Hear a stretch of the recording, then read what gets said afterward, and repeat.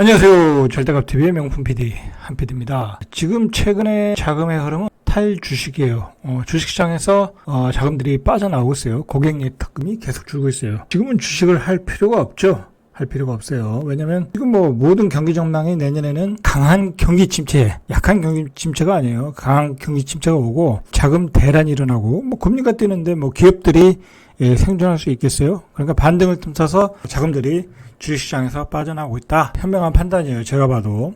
저도 역시 계속 주식시장에서 본전이 되거나 또는 차익이 났거나 손해를 봤으면 안 팔고요. 다 빠져나오고 있어요. 자, 그리고 두 번째로 탈부동산. 부동산이 버블이다. 버블이 당분간은 빠져야 된다. 자, 그래서 부동산 시장에서도 빠져나오고 있죠. 근데 빠져나오려고 하는데 잘 빠져나오질 못하고 있어요. 매매가 안 되니까. 매수자가 실종됐으니까. 당연히 매수자 입장에서는 지금 살 이유가 없죠. 그리고 지금 부동산 시장도 미분양이 계속 나오고 있잖아요. 자, 미분양이 나면 미분양, 할인 분양이 날 때 그때 사면 되는 거죠. 자, 그래서 자금들이 고금리 상품으로 지금 다 들어가고 있어요. 그래서 저축은행에 6.5%에서 6.5%의 예금이 나오면 오픈런이 일어나고, 자, 은행도 5% 이상, 5에서 5.5% 이상, 자, 그렇게 예금을 유치하고 있고, 자, 그리고 최근에 이제 오늘의 주제인데, 많은 돈들이, 뭉칫돈들이 이 채권 시장으로 가고 있다라는 거예요. 자, 그 채권 시장으로 가고 있는데, 어떤 문제가 있지 않나. 자, 이제 그런 문제점을 한번 짚어보자라는 거예요. 이게 또, 근데 이런 것도 집단적 관계거든요. 항상 이렇게 집단적으로 돈이 쏠려 들어갈 때는 항상 문제가 발생해요. 주식도 고점에 가면 뭉칫돈들이 집단적으로 들어오잖아요. 부동산도 말할 것도 없이. 자, 그럼 채권 시장에도 그런 문제가 발생할 수 있다라는 거예요. 그런 점에서 어떤 문제점을 우리가 좀 체크하고 정확한 채권 투자를 좀 할 필요가 있겠죠. 안전한 채권 투자를 하도록 해야 되겠죠. 기준금리가 계속 올라가다 보니까 올해 개인 투자자의 채권 순매수 규모가 지난해의 4배의 수준이라는 거예요. 그러니까 여기에 지금 굉장히 많은 돈들이 몰려오고 있는 거예요. 자, 6일 금융투자협회에 따르면 올해 개인은 지난 4일까지 장외 채권 시장에서 총 17조 963억 원을 순매수했다라는 거예요. 자, 이게 4배 정도 수준이라는 거예요. 자, 이렇게 되면 사는 것은 어차피 책정된 금리만큼 이제 이자를 받는 상품이니까 어떤 위험은 없지만 그러나 이렇게 이제 뭉칫돈이 들어오다 보면 위험한 채권을 사는 경우가 있을 수 있어요. 왜냐하면 채권을 투자 안 해보신 분들이 많을 수 있거든요. 채권을 그동안 투자 잘 해주셨던 분들은 안전하게 국채라든지 은행사라든지 살 수 있지만, 모르시는 분들은 무조건 고금리라고 해서 위험한 채권을 살 수 있다라는 거야. 자, 그런 돈들이 섞여 있을 수 있다라는 거야. 이렇게 돈들이 갑자기 늘어났을 때는. 자, 그런 점이 걱정이 된다라는 얘기예요, 지금. 지난해 개인 순매수 거래 대금이 4조 5,675억 원. 감안하면 대체로 한 3.7배, 거의 4배가 늘어났다라는 거예요. 2017년 3조 9천억 원 정도, 2018년 4조 3천억, 2020년 3조 8천억 정도, 작년에 4조 5,675억. 자, 그러니까 급격히 늘어났죠. 올해가 17조가 넘으니까. 자, 여기서 또 문제가 되는 게 뭐냐면, 시장의 개인 투자자 유입 가장 많이 늘어난 게 채권 종류별로 보면 회사채라는 거야. 회사채에 17조 중에서 6조 8,290억 원이 회사채를 가장 많이 샀다라는 거야. 자, 이게 위험한 거야. 회사채는 그 회사가 부도가 나면 그냥 휴지가 되는 거예요, 휴지가. 회사가 부도 나겠어? 설마? 이제 그렇게 생각하고 이제 사시는 거겠죠. 또 그리고, 채권을 파는 투자 회사 입장에서는 A등급이다, AW이다, 그렇게 해서 또 팔아먹을 수도 있잖아요. 야, 근데 그건 모르는 일이야. 그리고 지금 상황이 굉장히 자금 경색 상황이 진짜 부도가 날 수 있는 회사들이 나올 수 있다라는 얘기예요, 지금. 기타 금융채로 4조 7,717억 원 정도, 삭채로 2조 5,757억 원, 그리고 특수채로 1조 4,782억 원 정도 순매수해. 이 특수채라는 게 뭐냐면 공공단체나 공적기관, 레고랜드 같은 거죠. 특별법이 설립된 특별법인이 발행하는 채권, 안전한 채권인 것 같아요. 특수채는 국가가 보증하니까. 물론 이제 레고랜드 같은 경우는 좀 특이한 경우고, 자, 국채는 지난해 개인 순매수 금액이 662억 원이었는데 올해 38.9배, 거의 40배가 늘어났어요. 이제 왜냐면 한전채 같은 경우도 지금 뭐 거의 국채 같잖아요. 국채잖아요. 그거 뭐 거의 뭐 5.5%인가요? 한 6% 가까이 주잖아요. 그러니까 많이 사는 거예요, 지금. 자, 그런 상품은 괜찮아요. 투자회사에서 나오는 말이 고액 자산가 아닌 개인도 국채 20년물에 관심을 많이 가지고 있다. 왜냐면 금리가 뭐 5% 이상 주면 관심을 가질 수밖에 없죠. 괜찮죠.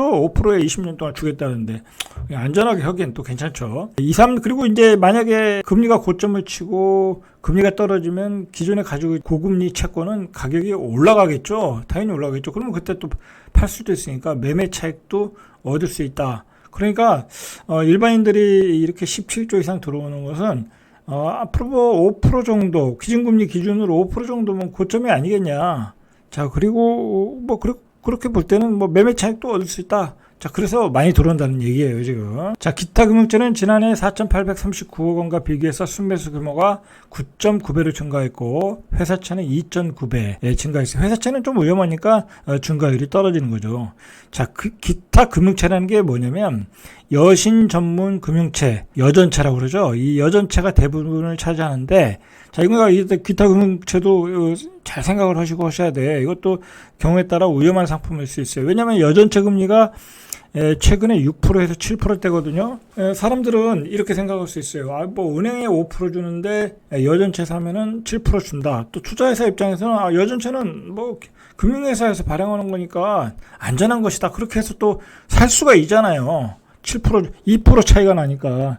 또 소액 자본가일수록 그런 게 또 민감하잖아요. 근데 여전채라는 게 뭐냐면 카드 회사나 캐피탈 회사에서 그 자금 조달하는 채권이거든요. 근데 여러분 예전에 카드사도 보도가 났어요. 지금 보험사도 콜옵션 미행사로 자금 경색에 시달리고 있잖아요. 그러니까 모르는 거야, 사실. 뭐 큰 은행도 망하는데 카드사라고 안 망할 수 있겠어요? 자, 그리고 캐피탈도 망할 수도 있잖아요. 그죠? 충분히 망할 수 있어요. 알 수가 없는 거예요. 위험이 있다라는 거예요. 꼭 망한다는 게 아니라. 그러니까 7%대 금리를 준다는 얘기는 그만큼 당신들이 리스크를 감수하고 사라는 거예요. 근데 이제 이거 사시는 분들이 여전채가 뭔지도 모르고 사는 거야. 그럴 수 있잖아요. 그냥 그 투자회사에서 여기는 뭐 안전한 겁니다. 그렇게 설명을 할 수 있잖아요. 그죠?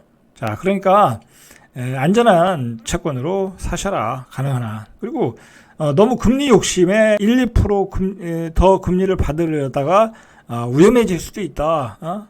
내 돈이 다 휴지 조각이 될 수 있다. 그냥 차라리 은행에다 적금하든지 5% 주니까. 아니면 저축은행 거의 6% 주잖아요. 저축은행도 5천만 원 이하 되돌려 받을 수 있는 금액들이니까, 보증해주는 금액이니까 그렇게 분산해서 투자하시는 것도 좋다. 그러니까 중요한 거는 뭐냐면 일반 개인들이 잘 몰라요. 뭐 저축은행에 어떻게 저금하는지도 모르고, 저축은행이 집 앞에 있는 것도 아니고 또 시내 중심가에 있고 인터넷이 또 잘 안 되잖아요. 근데 인터넷이 또 돼요. 안 되는 것도 아니야. 그런 홈페이지가 있어요. 그 저축은행 전체적인 투자 상품별로 모아놓은 홈페이지가 있어. 사이트에 들어가셔가지고 또 하시면 돼. 근데 잘 모르시는 분들이 많더라고요. 또 귀찮아서 잘 안 하시는 분들도 많고. 자, KB 캐피탈 같은 경우에는 1년 1개월, 2년 6개월, 3년 5년 막 이렇게 채권을 분리해놨는데 금리가 좋잖아요. 6.38, 6.39, 7.12, 뭐 7.15 뭐 이렇게까지 가잖아요. 5년 만기는. 자, 이러니까 이런 상품에 투자하는 거야. 자, 그런데 어쨌든 캐피탈 회사도 안전하지 않을 수도 있다. 뭐 물론 이제 KB니까 이런 뭐 KB 이 국민은행 계열 아니에요? 안전하겠죠. 물론 별 문제는 없겠지만 뭐 다른 캐피탈 회사도 있잖아요. 이 캐피탈 회사가 아닌 경우도. 자, 그러니까 꼭 확인하고 투자하셔라. 자, 일단은 채권을 투자할 때는 내년의 경제가 어떠냐 그거를 알고 하셔야 되는 거야. 채권 전문 투자자들은 그런 거 알고 하지 그냥 하질 않아요. 금리만 보고 하지 않는다는 거야. 예를 들어 2008년 금융위기 같은 사태, 리만 브라더스 같은 사태가 일어나면 잘못하면 채권이 휴지 조각이 될 수 있잖아요. 근데 사실 또 그런 얘기가 나오고 있어. 자금시장, 그리고 금융시장, 하이퍼 인플레이션이 온다. 강한 경기 침체가 온다. 계속 그런 얘기를 하잖아요. 근데 그런 상황에서 한국 경제는 굉장히 취약하고 지금 사면초가의 상황이야. 여러분 그거 꼭 아셔야 돼. 지금 이제 금융연구소, 하나금융연구소, 여러 뭐 LG 경제연구소 뭐 그런 데서 내년 경제 전망치를 나오는데 2% 이하야. 이게 사실 적극적으로 내놓은 퍼센티지일 거 아니에요. 나름대로 보수적으로 내놓지는 않을 거란 말이야. 그런데 여기서 그나마 내놓는 수치가 뭐냐면 1.8%야. 한국경제연구원도 1.9%. 피치, 금융기관도, 피치에서 내놓는 전망치도 1.9%. 자, IMF에서 내놓는 게 2.0%. 경제협력개발기구에서 내놓는 게 2.2%. 아시아개발은행에서 내놓는 게 2.3%. 한국은행 2.1%. 한국개발연구원이 2.3% 전망하는데, KDI 같은 경우에는 기존 전망치를 하향해서 수정 전망을 할 예정이라고 그래요. 그러니까 굉장히 극단적으로 볼 때는 1% 이하도 생각을 해야 되거든요. 1% 이하면 굉장히 경기 침체, 강한 경기 침체. 자, 그래서 나오는 얘기가 일부 연구소에서 한국 성장률 1%대로 추락할 가능성이 있다.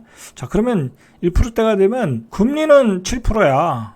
기업이 가져가는 금리, 회사채 발행 금리는 12%야. 기업이 어떻게 됐어요? 생존을 못하는 거야. 뭐 금리도 1%, 2%면 괜찮아요. 상관없어요. 근데 성장률은 1%고 금리가 회사채 금리 12%야. 그 기업이 어떻게 되겠어요? 부도나겠죠. 굉장히 부도날 기업이 많아요.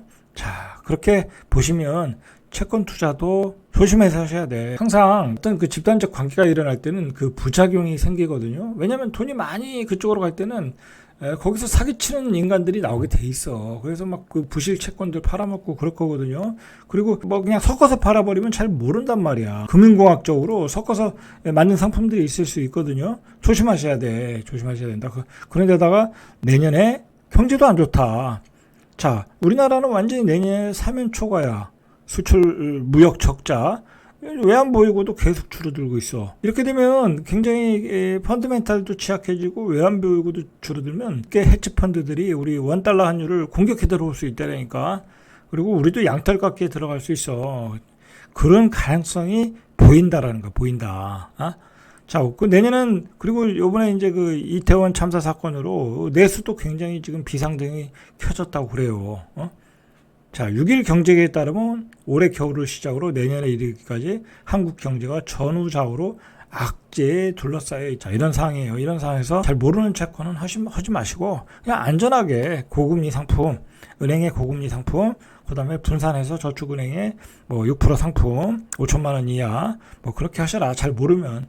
괜히 모르는데 가가지고 1, 2%더 먹으려다가 휴지 조각으로 날릴 수 있어요. 자, 이상 절대값TV의 명품 PD 한 PD였습니다.